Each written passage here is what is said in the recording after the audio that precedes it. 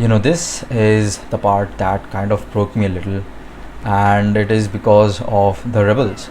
Hey, damn, Hearing them being happy, feels weirdly sad. even though I just completed the mission, which is actually a good thing. Throughout this entire game, I just saw rebels being really sad. Like, this is the most. For me, it felt so sad because, rebels throughout this entire game were facing the most depressing things, right? Like, they were getting either oppressed by the combined military, or they were getting killed by the zombies, or they were trying to help me, but in the process, they were actually dying. They were fighting against striders, but they were also dying, and also their AI was complete dog shit.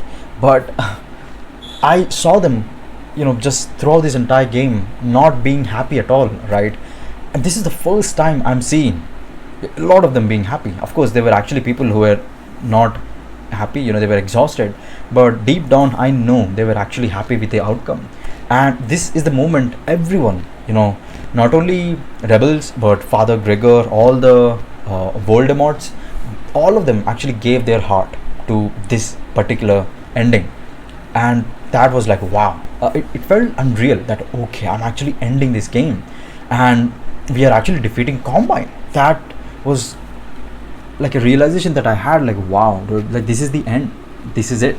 And another thing that just came to me is, yeah, like the ending is the ending basically. There is no episode 3 for me.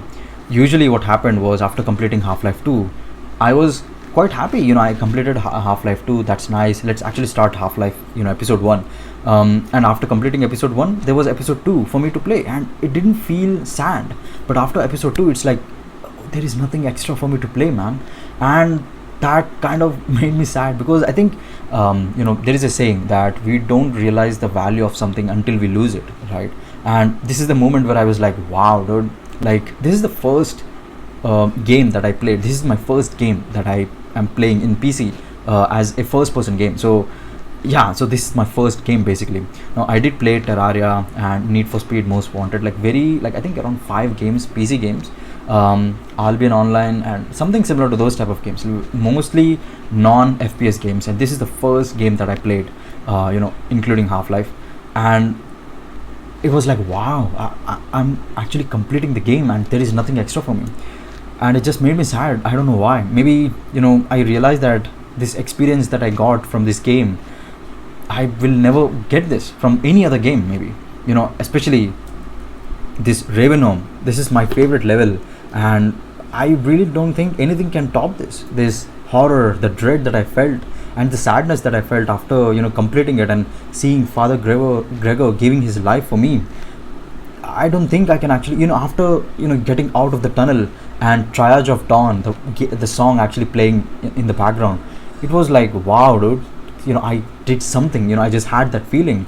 And I, unfortunately or fortunately, I never got this same feeling that I got from Ravenholm again in any other level. Even though all of them were great, it's just that the experience that I got from Ravenholm was unparalleled. And similarly, I don't think I will enjoy any other game similar to Half-Life 2. The sense of happiness that I got after completing all of this, it was unreal for me. So that's the first. And the thing that actually kind of made me sad is that damn dude, like this is it, man, I'm actually just completing it. And I don't know why, but it just kind of made me sad. And I was just realizing that this, all the characters that I actually faced throughout this entire series, this guy, I forgot his name, Mossman. He's not Mossman, he's some other guy, I forgot the name. But this guy, even though he looks like a complete egoistic guy, but he genuinely cared for his people. And that's what it just hit me, that every character that I met throughout the entire game, all of them had their own personality, their own goal. And I don't know, I cannot keep the words, but I just felt so sad that this is the ending basically. There is no Half-Life episode 3 for me to play, and that just kind of gave me some sad emotions. Another thing was, I was expecting this to end in a happy tone, right? Like I just completed the thing that we were actually dreading for, to defeat the Combine, and this is it. Like, where is it, man? The missile launch, we were actually doing it, and it felt so cool, like, oh my god, I'm actually doing it, right? Like, this is it. And I felt, okay, so the ending is great. Why are people craving for Half-Life 3? I do know about Borealis or Aperture Science, but I felt like the main events were completed, right? And I was kind of confused. Okay, so where is the ending going? And then it just, the ending is not fun, dude. Throughout this series, I saw, Eli and Alex just having some of the most cutest, interactions between together. And it's so fucking hard to actually look at this. I remember in this scene where Eli actually tells Alex to just close, Alex's eyes. It just felt like, Eli was talking to Alex as a child, like as if she was a child. It's so fucking sad, dude. Like, I love doing analysis, character analysis, and I always imagined like what was running through Eli's mind, and he must be regretting this death, like leaving Alex in this cruel world all alone. That is so sad, dude. As a father, Eli must be regretting just being in this position. And throughout this entire game, I was with Alex, right?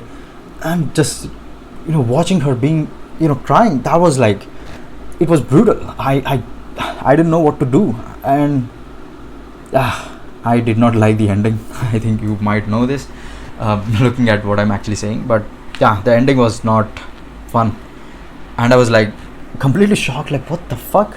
How did people actually waited this long? And I'm seeing some leaks here and there that Half-Life 3 will be released in 2025 or 2026.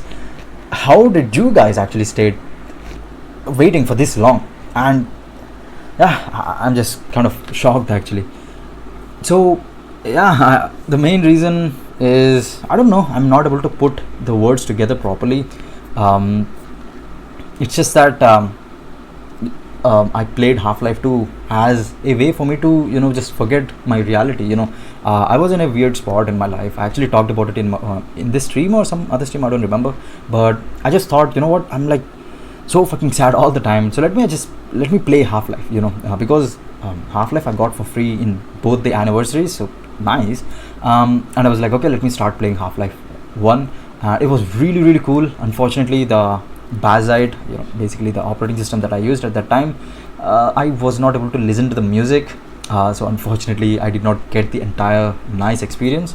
But thankfully, the entire experience of Half-Life 2 was flawless, and I just had a blast, coming from work and just playing Half-Life 2. It just made me forget all the problems that I had in my life. And even though it was a very depressing universe, right? Like it's just getting like fighting against dictatorship. That is not a fun universe, but the characters just elevated the entire experience. Even though the story was kind of vague, we just had to do that for this purpose. It was kind of vague, but the characters alone just made me love Half-Life 2, especially Alex and Eli and a lot of other characters, especially Rebels also. Just talking to them was so fun. And of course, the physics engine was so fun. Like, yeah, so many things were actually fun.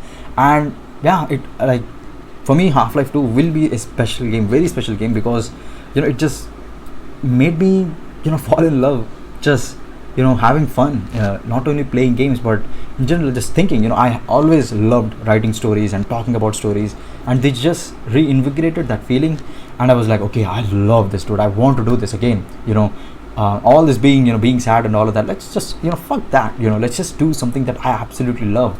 And Half-Life 2 kind of reinvigorated that feeling inside of me that always had, but I couldn't because of all the pressure that I had. But leaving all of this aside, that's what my feeling was. For me, Half-Life 2 was just great. Not only great, it was excellent. And I'm kind of sad that maybe I will never be able to experience this type of feeling again. I hope Half-Life 3 is good. I'm sorry, not Half-Life 3 is definitely going to be good, I hope at least. But I hope at least it's going to be released by the time I'm alive or something. I don't want Half-Life 3 to be released like 20-30 years later.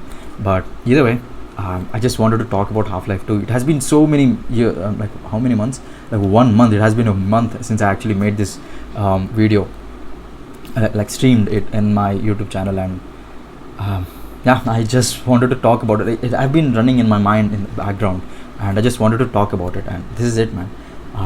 There is no Half-Life episode 3 for me to play. Yeah, that's it. I hope when you played Half-Life 2, you had the best time of your life, and I hope all the memories that you had playing Half-Life 2 is something that you always cherish. And yeah, I just wanted to talk about it, and I hope you have a nice day. If you have anything that you want to talk about Half-Life 2 or anything, then please write it down in the comments below. I would love to know about it. And yeah, that's it, man. I hope you take care of your health, and I hope to take care of your I hope to see you in the next video. Take care, and bye.